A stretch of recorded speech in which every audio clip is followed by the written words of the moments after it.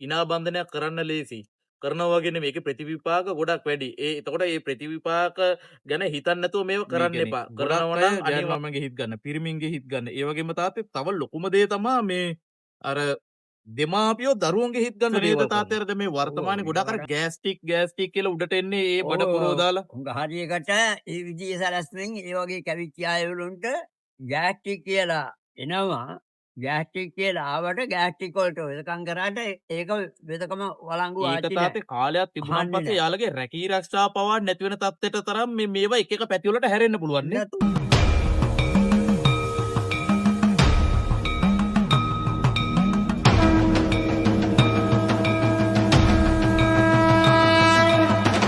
දැන් තාත්තේ මේ සමාජයේ තියෙන ලොකුම ප්‍රශ්නේ තමයි මේ ඉනා බන්ධන කවන එක. දැන් මම ඔය දැන් බස්නාහිර පළාතේනේ මම ගොඩක් දුරට වැඩ කටයුතු සිද්ධ වෙන්නේ. ඒතකොට දැන් මට එන ගොඩක් වැඩ තියෙන්නේ තාත්තේ ඉනා බන්ධන. ඒ කියන්නේ සමහර වෙලාවට මේ කියන්නේ ගොඩක් අය ගෑනු ළමයින්ගේ හිත් ගන්න, පිරිමින්ගේ හිත් ගන්න. ඒ වගේම තාත්තේ තව ලොකුම දේ තමා මේ අර දෙමාපියෝ දරුවන්ගේ හිත් ගන්න දේවල් කරනවා.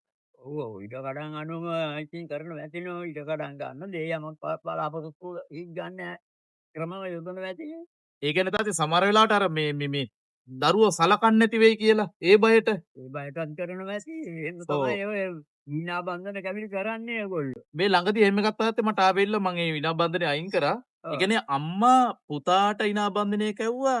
කියන්නේ ඒ පුතා යාළුලා ඉන්න ගෑනු ළමයට පක්ෂ නැතුව අම්මට පක්ෂ වෙලා ඉන්න මේ ජීවිත කාලෙටම අම්මට සැලකුම් ගන්න. අම්මා තනි වෙයි කියන බයට. හරි හරි ඔව්. හරි. නමුත් ඒ දරුවට ඒ ඉනා බන්ධනය මේ කයවුවන් පස්සේ බඩ පුරවලා දාලා ලොකු ප්‍රශ්න ගොඩක් ආවා. ඇයි අර මතුරන මැතිරිලි එක එක ක්‍රම වලට නෝ එක එක මිනිස්සු ළම තුරන්නේ ඔය. ඉතින් ඒ විෂ වෙන මන්ත්‍ර තියෙනවා ඔය. විෂ නොවන මන්ත්‍ර තියෙනවා ඔය. ඒව තෝර බේරගෙන කරන්න දන්න අයවලුන් හුඟ හරියක් නැහැ ඔය. ඒ බස්නාහිර පළාතේ අඩුයි තාත්තේ. ඒක තමයි. ඒ තියෙන එකක් තියෙන එකකින් මතුරලා දුන්නාන් පස්සේ අර විෂ වෙනවා ඒ ශරීර වලටම උතෙන්ට. අන්න ඒකයි වෙන්නේ. ඕ අර දෙමාපියෝ අතින් කරන්නේ එක දෙයකට නමුත් ඒකෙන් එන ප්‍රතිවිපාක විපාකයේ ඉදිරි කාලේ තමයි බලපාල යන්නේ අර කැවිච්ච කෙනාට. දැන් ඒක තාත්තේ කාලයක් තිබුණන් පස්සේ යාළගේ රැකී ආරක්ෂා පවා නැති වෙන තත්ත්වයට තරම් මේවා එක එක පැති වලට හැරෙන්න පුළුවන් නේ. නැතුව ඉතින් ඇයි සම්පූර්ණයෙන්ම මේ විෂ කොටසක් නෝ මේ වැටිලා තියෙන ශරීරයට. එයා ඒ ශරීරයට දෙන්නේ විෂ කොටසක්. අරගොල්ලෝ දන්නේ නැති කමෙන් අර ඒ මන්ත්‍ර වලින් මතුනකොට විෂ මන්ත්‍ර තියෙනවා ඔය. ඒ විෂ මන්ත්‍ර වලින් මෙතරුණන් පස්සේ තෝර බේර ගන්නේ නැති කමෙන් විෂ නැති දේවල් ඉනා බන්ධන තියෙනවා හිත් ගන්න ඕන තරම් දේවල් මන්ත්‍ර තියෙනවා. විෂ නැති වෙන්න. නමුත් අර ඒ තිබිච්ච කොටසෙන් ඒගොල්ලෝ දන්න ප්‍රමාණයෙන් මතුරනකොට මුන් දන්නේ නෑ මේක ශරීරයට මිනිස්යාගේ විෂක් වෙනවද මේකෙන් හිත ගන්න විතරක් එනවද ඒ විදිය දන්නේ නැති නිසා අර විදියට තිබිච්ච එකෙන් මතුරලා දුන්නම විෂ වෙනවා ශරීරේ. දැන් තාත්තේ මේක ගොඩක් දුරට මේක වෙන්නේ මේ මුදලට යට වෙලානේ තියෙන්නේ තාත්තේ. ඔව්. අර හොඳ නරක පැත්තක තියලා අද සමාජය වෙලා තියෙන්නේ මේක මුදලට යට වෙලා. ඉතින් මුදලක් වැඩි මුදලක් මේක වියදම් කරනවා මිනිස්සු මේ දේවල් කරගන්න. එතකොට කරන්නේ අර අනිත් කෙනා මේ දෙන කෙනාට ඉනාව කවන කෙනාට වෙන ආනිසංස ප්‍රතිවිපාක ගැන මේ කපු මහත්තුරු සහ මේ ඇදුරු මේ අය කරන්නේ නැහැ. ඒගොල්ලෝ හිතන්නේ නැහැ. ඒගොල්ලෝ බලාපොරොත්තුව තියෙන්නේ ඒගොල්ලොන් ඒ දිනදාට යැපෙන ක්‍රමෙටනෝ ඒගොල්ලෝ යොදාගෙන තියෙන්නේ ඔක්කොම. ඉදිරි කාලේට පිටහට කරගෙන යන මිනිහට මක්කුණක් කමන්නේ මගේ ගනුදෙනුව ගන්න ඕනේ කියලා තමයි බලාපොරොත්තු වෙන්නේ. එයා යැපෙන හැටි තමයි ඒ වැඩ ටික යොදාගෙන කරන්නේ. ඉතින් කළාම අනිත් පාර අර කවන මනුස්සයා තමයි අමාරුවේ වැටිලා විෂ වෙලා ඒ මනුස්සයා කාලෙකදී බඩ යම් කිසි දෙයකින් බඩේ මේක කාලයක් තියෙනකොට බඩට අල්ලලා සෙමෙන් වැහිලා එතකොට මොනම කෙනෙකුටවත් ඒක ගලවන්න බෑ සෙමෙන් බැන්නුනන් පස්සේ සෙම උඩින් එනවා මස් දැල්ලා.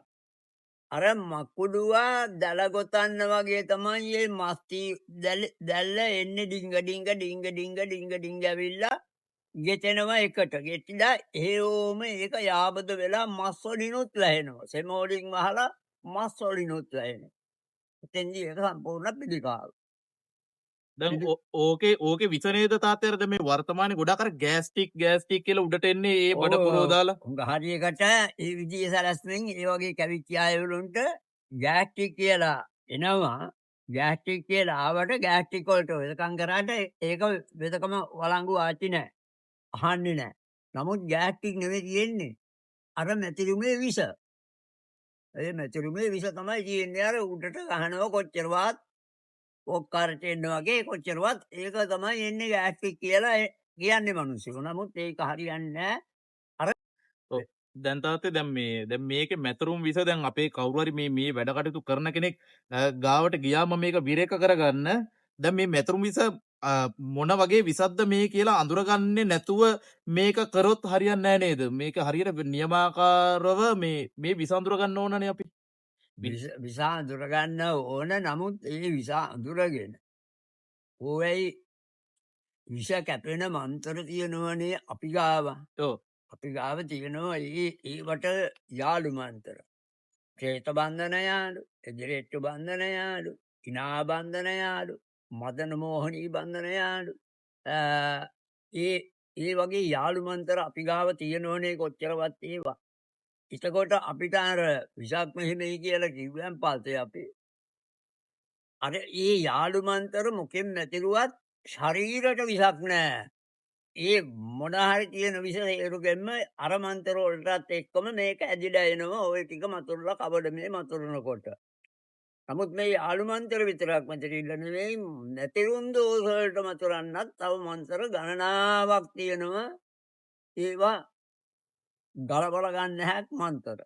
ඒව තාත්තේ හරි ගුරු පරම්පරාවකින් පැවතගෙන එන කෙනෙක් කරොත් ඇරෙන්නේ නැතුව මේ ඒක මේ ආවට ගියාට මේක ලේසි වැඩක් නෙමෙයි නේද කරන්න මේ. දුවන්නේ යෝක කියන්නේ ලේසි වැඩක් නෙවෙයි. ගුරු පරම්පරාවල් වල විෂයානුකූලව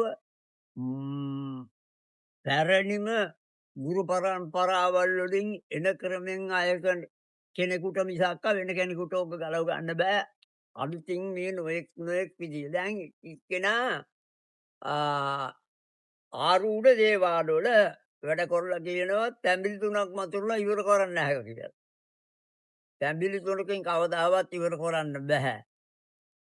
කිසිම දවසක තැඹිලි 3කින් මතුරලා ඉවර කරන්න බෑ. එතකොට තාත්තේ මේ සමහර වෙලාවට ඇඹුල් පහ දෙනවා කියලා දෙනවා. එතකොට දැන් ඇඹුල් පහ අපිත් දෙනවනේ. ඔව් ඔව් නමුත් ඔව්. මේ ඇඹුල් පහ දුන්න කියලාම මේක පාට විස ඇදිලා යන්නේ නැහනේ. නෑ කවදාවත් එහෙම විස දෙන්නේ නෑ. ඇඹුල් පහ මතුරන්න බැබුල් පහ මතුරන්න තියෙනවා. එකට අරගෙනත් මතුරනවා වෙන් වශයෙන්ුත් මතුරනවා. ඒ කියන්නේ අර වින දෝෂය ඒ ආමේ පුලුටේ විසේ හැටියට. ඔව්. ඉතින් එහෙම මතුරනකොට දින 3 විතරවත් එක වර්ගයකින් මැතිරෙන්නට ඕන. උදේ හවස දින 3වත් ඒ එක දෙහි ඇඹුල් නම් 3 දවසක්. නහනාරංග ඇඹුල් නම් 3 දවසක්. උදේ හවස. එතකොට ඇඹුල් දොඩම් ඉස්ම 3 දවසක්. ඒ වගේ ඇඹුල් 5 වර්ගයක් එනවා. ඕකේ වර්ග 5 3 දවස් මතුරනකොට දින 15ක් යනවා. ඔව්. ඈ ඒ කියන්නේ කාලය පිටහට යන්න වැඩි නිසා මේ අයවලුම් දවසෙන් දෙකෙන් තුනෙන් ඉවර කරන්න නැහැ කියලා මතුරලා දුන්නට කවදාවත් විස කැඩවිලා විස කැපිලා අර සෙම කැපිලා සෙමෙන් මතු වෙලා ඇවිල්ලා ඒ පැහැදෙන්නේ අර කැවිච්ච දේ මතු කරලා ගන්න බෑ. අර සෙම දිය වී යන්න ඕන කොයි වෙලාවකටවත් ඔය දිනසික මතුරන්න ඕන. දැන් අපි දැන් මේ ඇඹුල් වර්ග 5ම එකට අරගෙන මතුරන්නේ වැඩි ඉක්මන් කරගන්න. වැඩි ඉක්මන් කරගන්න කියන්නේ සතියකින් විතර අපිට ඉවර කරන්න නැහැ 5 එකට අරගෙන මතුරනකොට. ඒකයි ප්‍රශ්නය. දැන් අර තදබල විසක් තිබුණොත් තමයි මේ සතිය දෙකේ එහාට ඇදෙන්නේ නේද ඔව් තාත්තේ? ඔව් ඔව්. අන්නේ ඒ විදිහට තමයි ඒක යන්නේ. දැන් තාත්තේ අපි මතුරනකොටත් ওই විස බහින කලාවල්ලගෙන අපි මතුරනවා සහ බඩ විරේක දෙනකොට අනිවාර්යෙන් විස බහින කලාවල්ලානේ අපි. එන එන්නේ නැතුව කොහොම මොකක් බෑනෝ. ඒව අපිට තියෙනවනේ ගුරු පරම්පරාවල් වල කියලා තියෙනවනේ. බහින කලාව නගින කලාව කියලා දෙපැත්තක් තියෙනවා. දැන් ඒ දෙපැත්තෙන් ශරීරයේ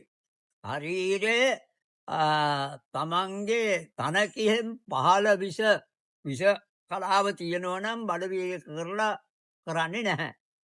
අන්න එහෙමයි ඒක අපිට තියෙන කලාව තියෙන හැටියට දැන් තියෙන්නේ. තාත්ති විස නගින කලාවකදී දැන් බැරි වෙලාවත් මේ විරේකේ කවුරු හරි කෙනෙක් දුන්නොත් මොකද වෙන්නේ? ඒකත් පැහැදිලි කරොත් තාත්තේ. ආ, දැන් විස නගින කලාවේ දුන්නොතින් යම්කිසි අවස්ථාවක සම්පූර්ණ අර ආමය නොයන්න වාසි. ඔව්. ඔව්. විස බහින කලාවෙන් ගියොතින් බහින කලාවෙන් විස ඒ ආමය ටික විස කොටස ඇදලා යනවා සම්පූර්ණ. මේක නගින කලාවෙන් මේ දෙනකොට දෙන්න ක්‍රමයක් නෑ. හ්ම්. ඒක බලාගෙන කරගන්න ඕන. ගුරු පරම්පරාවල කියලා තියෙනවා ඒවා.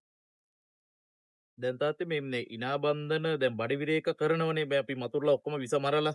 ඒ ඔව්. බඩි විරේක කරන වෙලාවෙදිත් මෙයාට තනිකන් දෝෂයක් ආවොත් ඒ දිස්ති බලපානවනේ එහෙමුණොත් මේ බලපානවා. බඩ ඒක වෙන වෙලාවට තනිකම් දෝෂවලදී තනි කරගන්නව විනාඩියයි. ඒ මිනිසයාට යම්කිසි විදියකින් ඉවරයක් නැති බඩ යනවා. වැටලා පැත්ත ගහිලා තියෙද්දිම බඩ විරේක වෙනවා එහෙම ඇඟි.